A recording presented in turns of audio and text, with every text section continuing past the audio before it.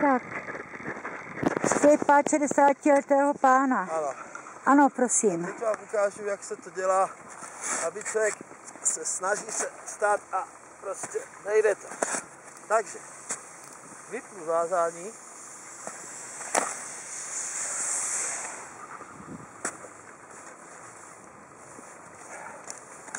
Tak to taky není tak jednoduchý. Vypnout vázání. A 60 se obrací na bříško bez těch lyží. No a na 4 a jsme na nohu.